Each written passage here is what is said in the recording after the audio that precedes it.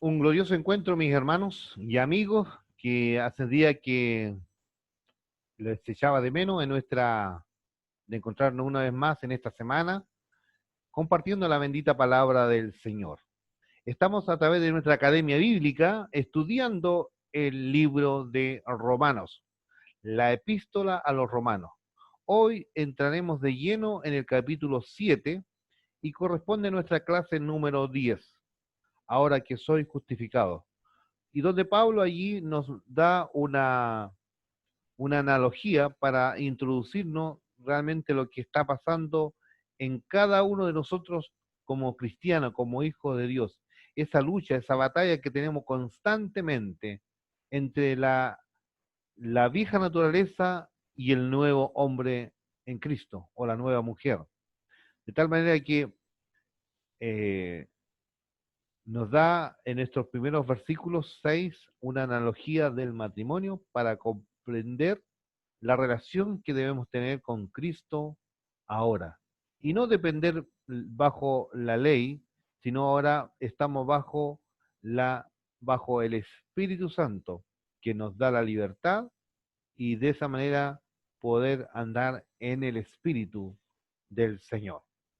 Vamos a orar y comenzar este estudio de lleno, pidiendo que el Dios hoy día nos bendiga y gracias al Señor por esta bendición de poder llegar a cada uno de ustedes, en sus hogares, en cada uno, y donde también podemos llegar más allá de nuestra frontera con el estudio de la palabra del Señor.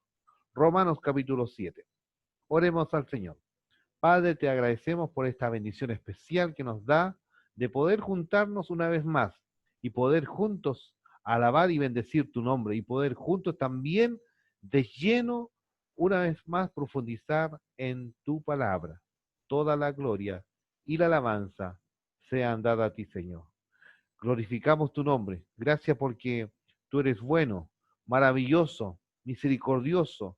Y gracias porque a través de esta carta que Pablo nos revela el Evangelio, podemos entender esta tremenda profundidad espiritual que tenemos ahora en Cristo en nuestra relación permanente. Te bendecimos, te honramos. Toda la gloria a ti, Señor. En Cristo Jesús. Amén. Muy bien. Volvemos al texto de Romanos capítulo 7 vamos a tener dos secciones acá, del 1 al 6, después del 7 al 25. Entramos de lleno entonces, ejemplo de entrada al estado de la justificación. Este es un pasaje sumamente complicado y difícil de entender para muchos. El pensamiento clave de este pasaje se encuentra en la máxima legal de que la muerte cancela todos los contratos. Pablo empieza con una de la ilustración de esta verdad y, y quiere usarla con este símbolo, lo que sucede al cristiano. Mientras está vivo su marido, una mujer no puede permanecer a otro hombre, si no estaría cometiendo adulterio.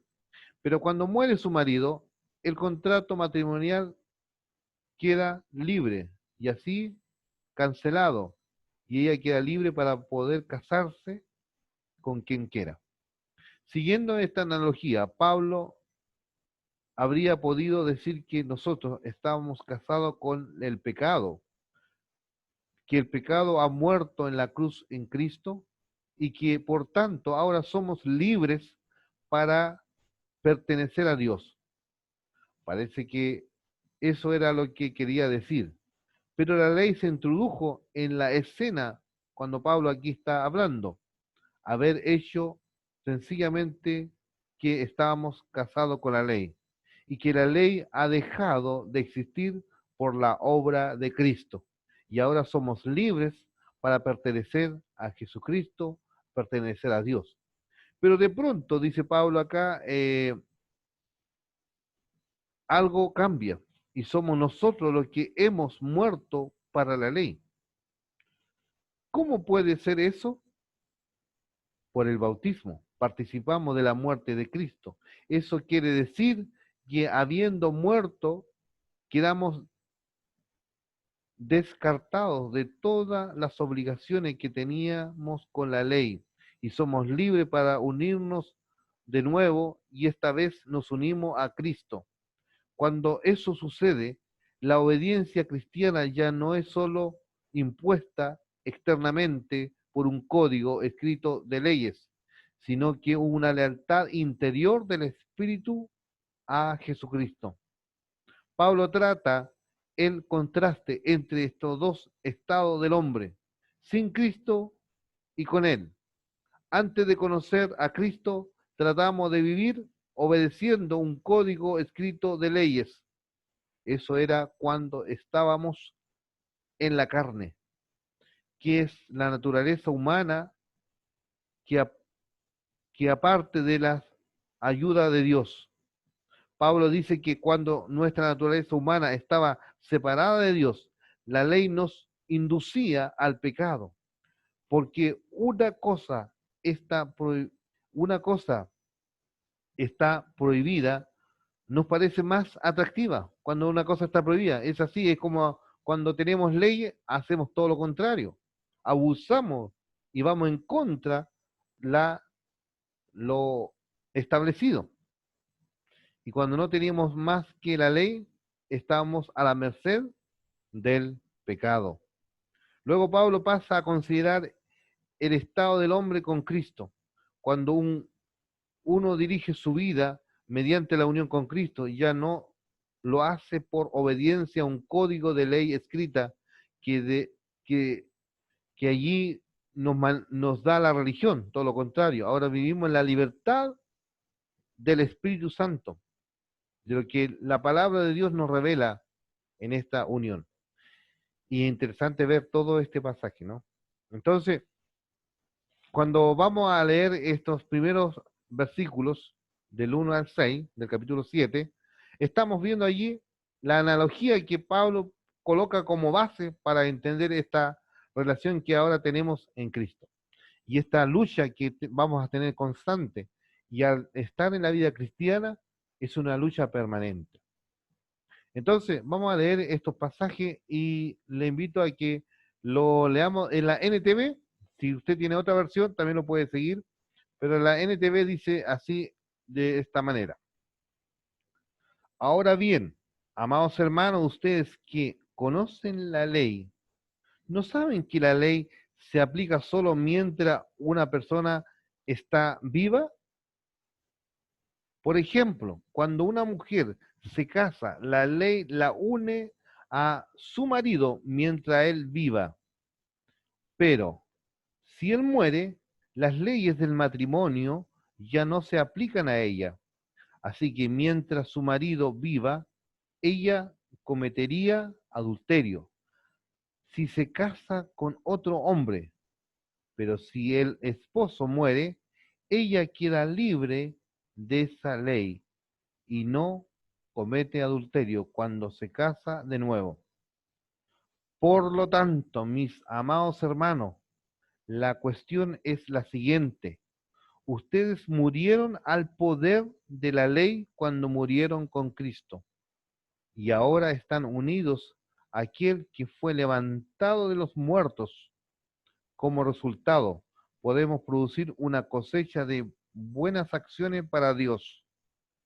Cuando vivíamos controlados por nuestra vieja naturaleza, los deseos pecaminosos actúan dentro de nosotros y de la ley despertaba esos malos deseos que producían una cosecha de acciones pecaminosas, las cuales nos llevaban a la muerte.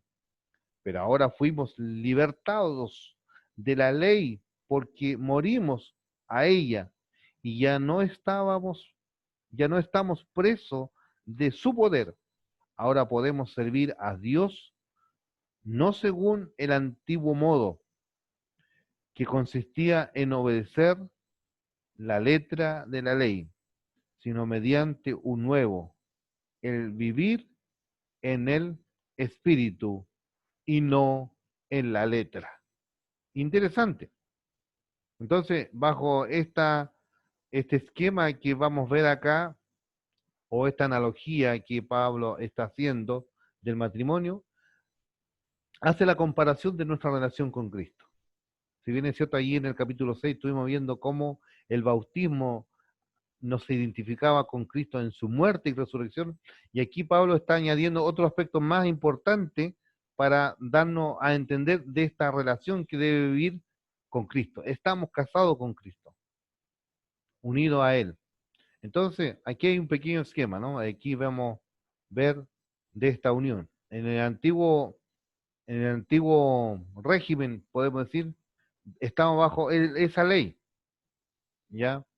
Unido al marido antiguo, ¿ya? Hasta que vemos acá el nuevo hombre, tenemos bajo la gracia y esta mujer se vuelve a casar.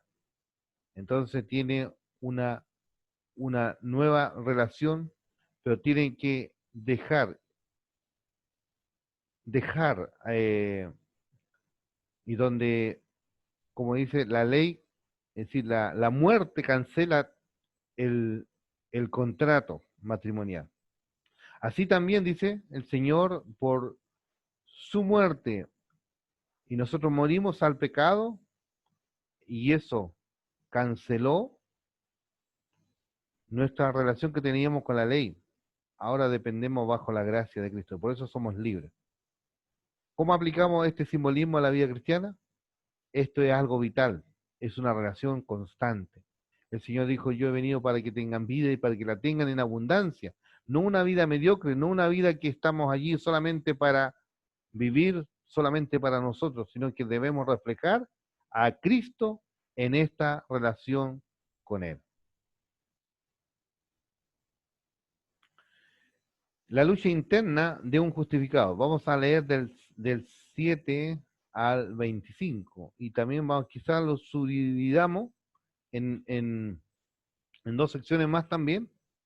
Del 7 al 13 vamos a leer ahí la Biblia, eh, la Reina Valera contemporánea. Y dice así, del 7 al 13. Concluimos entonces que la ley es pecado de ninguna manera. Sin embargo, de no haber sido por la ley, yo no hubiera conocido el pecado, porque si la ley no dijera, no codiciarás, tampoco yo habría sabido lo que es codiciar. Pero el pecado se aprovechó del mandamiento y despertó en mí toda clase de codicia, porque sin la ley el pecado está muerto. En un tiempo yo vivía sin la ley, pero cuando vino el mandamiento, el pecado cobró vida y yo morí. Entonces me di cuenta de que el mismo mandamiento que debía darle vida me llevó a la muerte, porque el pecado se aprovechó del mandamiento y me engañó, y por medio de él me mató. Podemos decir entonces que la ley es santa y que el mandamiento es santo, justo y bueno.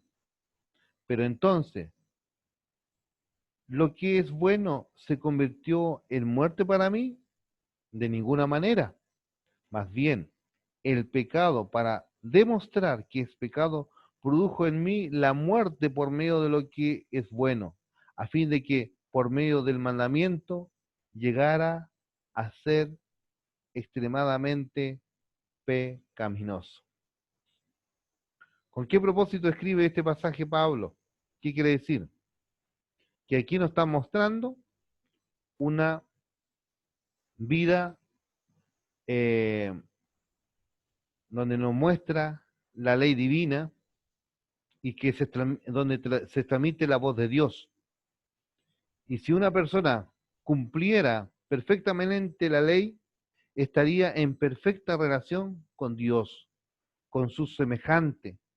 Y esa ley es buena, dice el Pablo. Es decir, que está diseñada exclusivamente para nuestro supremo bien. Su fin es hacer que el hombre sea bueno. Todo esto es cierto y sin embargo es un hecho de esa misma ley, es el medio de que el pecado se introdujo en el hombre. ¿Cómo puede ser así? Hacemos la pregunta. La ley define el pecado. Si el pecado no dijera no codiciarás, no hubiésemos conocido lo que implica la codicia. El pecado sin la ley, como dijo Pablo, no tiene existencia. Hasta que la ley define algo como pecado, no podía saber que lo fuera. Entonces, no es erróneo suponer que la ley crea el pecado en un sentido de que lo define porque presenta sus prohibiciones, pero hay un sentido mucho más serio, es que la ley produce el pecado. Una de esas cosas raras de la vida, de la fascinación, de lo prohibido. Si ponemos algo en la categoría de lo prohibido o fuera de límite, inmediatamente ejerce fascinación. Y en ese sentido, la ley, la ley produce el pecado. Pablo usa estas palabras reveladoras en relación con el pecado y dice, el pecado me sedujo. Este proceso muestra la terrible naturaleza del pecado porque toma una cosa, la ley que era santa, justa y buena, y la retuerce para que sirva para el mal. Eso es lo que hace el pecado. Toma el encanto del amor y lo convierte en lujuria. Puede tomar el deseo honroso de independencia y convertirlo en obsesión de dinero y poder. Puede tomar la belleza de la amistad y usarla como seducción para cosas malas. Es el mismo hecho lo que tomó la ley y la convirtió en un puente para el pecado, muestra de la suprema maldad del pecado. Todo este proceso podemos vivirlo, podemos allí experimentarlo en nuestra vida cristiana. Entonces, aquí Pablo está compartiendo su experiencia, donde también dice el pecado que mora en mí, hablando en el sentido en primera persona, para que sus oyentes entendiesen la implicancia de esta lucha constante que tenemos, esta lucha interna de un justificado. Si bien es cierto, el Señor nos justificó, nos perdonó, nos hemos convertido, hemos pasado de muerta a vida, pero aún así está en nuestra vida, en nuestro ser, esta batalla constante. Entonces, cuando habla diciendo el pecado que mora en mí, va narrando lo siguiente después, allí del verso 14 en adelante, leo de esta manera, dice, sabemos que la ley es espiritual, pero yo soy un simple ser carnal, que ha sido vencido como esclavo al pecado. No entiendo no entiendo qué me pasa, pues no hago lo que quiero, sino lo que aborrezco. Y si hago lo que no quiero hacer, compruebo entonces que la ley es buena. De modo que no soy yo quien hace aquello, sino el pecado que habita en mí. Yo sé que en mí, esto es, en mi naturaleza humana, no habita el bien, porque el desear el bien está en mí, pero no el hacerlo. Porque no hago el bien que quiero, sino el mal que no quiero. Y si hago lo que no quiero, ya no soy yo quien lo hace, sino el pecado que mora en mí. Entonces, aunque quiero hacer el bien, descubro esta ley, que el mal está en mí, porque según el hombre interior, me deleito en la ley de Dios, pero encuentro que hay otra ley en mis miembros, la cual se revela contra la ley de mi mente y me tiene cautivo a la ley del pecado que está en mis miembros. La exclamación que Pablo hace aquí es la siguiente, ahí en el verso 24. Miserable de mí, miserable de mí, ¿quién me librará de este cuerpo de muerte? Yo creo que tú y yo también nos encontramos frente a esa lucha y decimos, bueno, lo que aborrezco, eso hago, el pecado que mora en mí.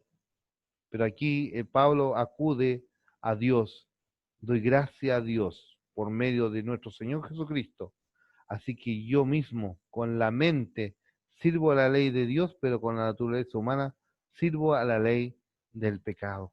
Por eso es importante que cada día nos llenemos de su espíritu, nos llenemos de su palabra y de esa manera seamos más que vencedores, como dice ya allí cuando vamos avanzando en el capítulo 8. Un esquema entre la lucha entre el intelecto y la voluntad frente a las tentaciones. Es importante que nos llenemos de Dios, nos llenemos de su presencia. ¿Qué verdades espirituales extraemos de este pasaje? Que nosotros tenemos que morir al pecado y vivir para Dios. Para poder morir al pecado tenemos que tomar conciencia la obra de la cruz, que Cristo Jesús vino a aplastar el poder del pecado y con él somos más que vencedores y podemos vivir la victoria de Cristo. En la práctica, dígalo en sus palabras, explique el simbolismo del matrimonio. Esta es la unión vital, ¿no? Y como Pablo decía allí en cuanto en esta simbología del matrimonio, usó la analogía, que mientras estén vivos la ley los une en matrimonio, pero si uno de ellos muere, queda libre para poder casarse. Así también nuestra vida con el pecado. Cristo también vino a deshacer y destruir. Y por eso nosotros morimos al pecado y nos unimos a Cristo. ¿Qué significa el pecado que mora en mí? Es la lucha constante que tenemos tú y yo como cristianos. Y obviamente quienes dependemos del Señor, hoy día al conocer a Cristo nos damos cuenta de esta lucha y de esta batalla constante que batallamos porque el pecado produce en nosotros esa batalla, esa lucha. ¿Cuál es la solución para la lucha entre la carne y el espíritu? Gracias a la obra de Cristo. Allí cuando reconocemos que somos miserables, versos 24 y 25, y dice, gracias a Dios, gracias a Cristo, por medio de Cristo obtenemos allí la victoria. Conclusiones. Hemos muerto a la vieja vida para vivir una vida en Cristo. Eso es lo que estamos viendo acá, la conclusión, lo que sacamos de lecciones y aplicación para la vida. Estamos unidos con Cristo en su muerte y en su resurrección. La vieja naturaleza quiere levantarse, pero el Espíritu Santo es poderoso para ayudarnos a vivir libres del pecado, de tal manera que podamos estar empoderados de ese poder de lo alto, del poder del Espíritu Santo, para que Dios también nos dé discernimiento cuando nos enfrentemos a la tentación y no seamos presa del pecado y que nos aparte de Dios. En nuestro interior hay una lucha entre la carne y el espíritu. A quienes alimentamos mejor será quien más fuerza tenga en el momento de la tentación. Si alimentamos a la carne, obviamente allí se cumple ese principio de la siembra y la cosecha. Todo lo que el hombre sembrare, eso también segará. Si sembramos para la carne, de la carne, vamos a cosechar corrupción, dice Pablo en Gálatas. Pero si sembramos para el Espíritu, cosecharemos vida eterna. Que el Señor nos bendiga en este día y que podamos también aquí, una vez más, terminar orando, pedirle a Dios que una vez más traiga un refrigerio a nuestra vida. Hay un himno en nuestro himnario de la vida cristiana, dice, de paz inundada, mi senda ya esté. Y con ese himno vamos a terminar. Pero también antes que terminemos, vamos a memorizar este texto clave de este estudio, de la clase número 10. Nos queda también el repaso, ¿no? El repaso verdadero o falso. El simbolismo del matrimonio es para tratar de tema de divorcio, falso. La mujer representa la ley, y nosotros el viejo hombre, falso. Cristo es el nuevo hombre con quien nos unimos en su muerte. ¿Verdadero o falso? Verdadero. 4. El pecado que mora a mí hace referencia a la vieja naturaleza viciada por el pecado. Verdadero. Pablo había cumplido todos los mandamientos desde niño. Falso. Hay una lucha en nuestro interior. Con la mente queremos agradar a Dios, pero con la voluntad al pecado. Verdadero. 7. La solución para vencer al viejo hombre es vivir sujeto al Espíritu Santo. Verdadero. No es lo mismo morir viviendo que... No es lo mismo morir viviendo en el Espíritu que vivir muriendo a la carne. Verdadero. Si volvemos de nuevo al texto a memorizar. Romanos 7:24. Lo siguiente. Miserable de mí, ¿quién me librará de este cuerpo de muerte? ¿Quién me librará de este cuerpo de muerte? Gracias doy a Dios por Jesucristo, Señor nuestro. Miserable de mí, ¿quién me librará de este cuerpo de muerte? Gracias doy a Dios por Jesucristo, Señor nuestro. Romanos 7:24. Gloria al Señor. Gloria al Señor.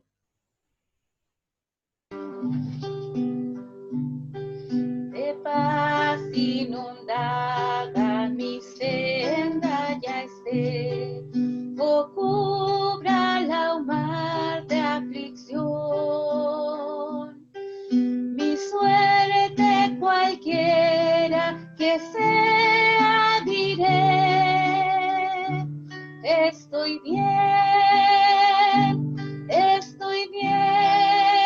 con mi Dios, estoy bien con mi Dios, estoy bien con mi Dios.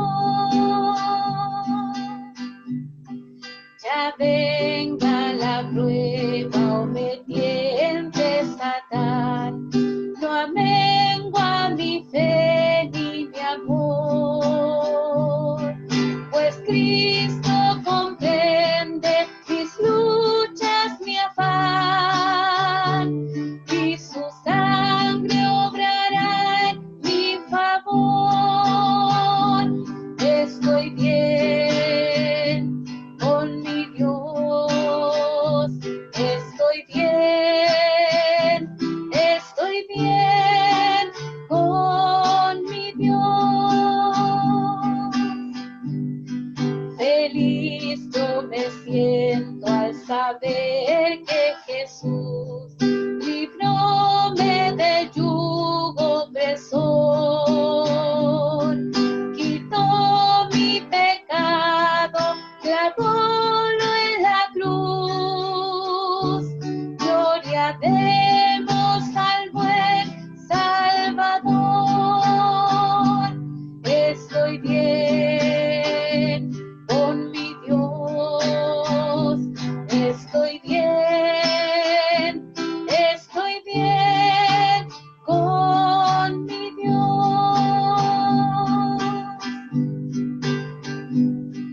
La fe tornará a ser feliz realidad.